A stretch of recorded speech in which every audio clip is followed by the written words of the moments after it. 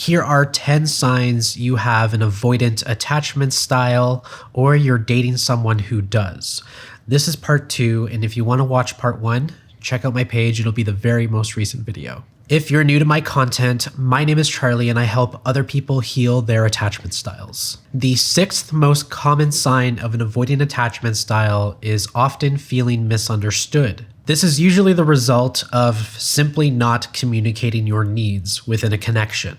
If you've watched part 1 of this video, you'll recall that I mentioned that avoidants sometimes want to avoid conflict altogether. This likely stems from a past experience where you tried to communicate your needs and you were met with criticism and shame. If you've also seen part 1, you'll know that avoidants can be hypersensitive to criticism and shame.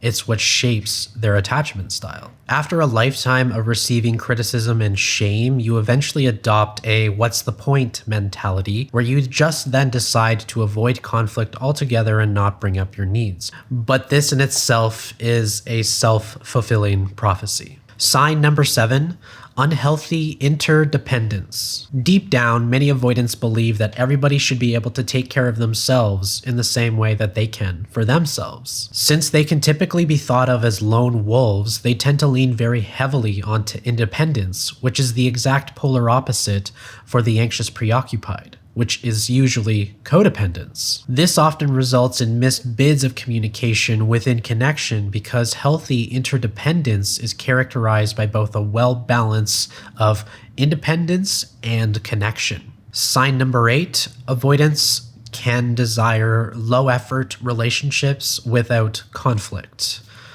or situationships. Now, of course, not every avoidant likes situationships or goes out seeking those. Some actually prefer relationships. And this desire for low committal relationships actually changes as they become more secure. But for people who have severe avoidant attachment styles, they prefer shallow relationships because they don't involve deep intimacy.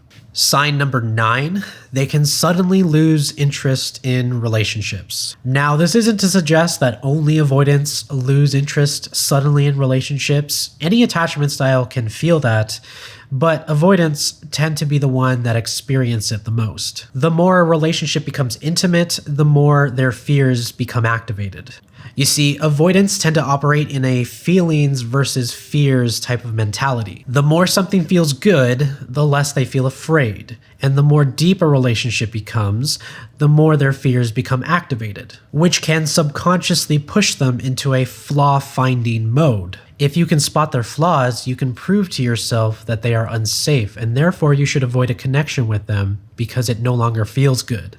And that's why one day you can go from being madly in love with someone to eventually not wanting to be with them anymore because you perceive that connection at a certain level of intimacy becomes scary. For many anxious, they will think that this suddenly happens overnight, but avoidants typically think about breaking up sometimes months or even years before it actually happens. Sign number 10.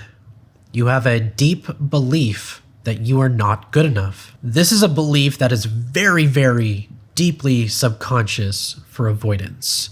They may not even be aware of it, but they feel the consequences of it. This belief is usually centered around not being good enough at your job, not being good enough to meet the needs of others, because again, going back to your childhood where you were likely criticized by a caregiver for not meeting their needs when those were likely not communicated as well, it shaped your inner belief system to think that you are not good enough to meet other people's needs. Some avoidants believe that they are deeply unable to meet the emotional needs of other people, but they don't realize that they simply do not possess the communication tools to be able to do that. So you can't know what you don't already know, especially if it hasn't been shown to you during impressionable stages early in life. So those are the 10 signs of an avoidant attachment style. Remember, your attachment style can change. It all starts with taking the first step to take the time and self-reflect on how you show up in connection,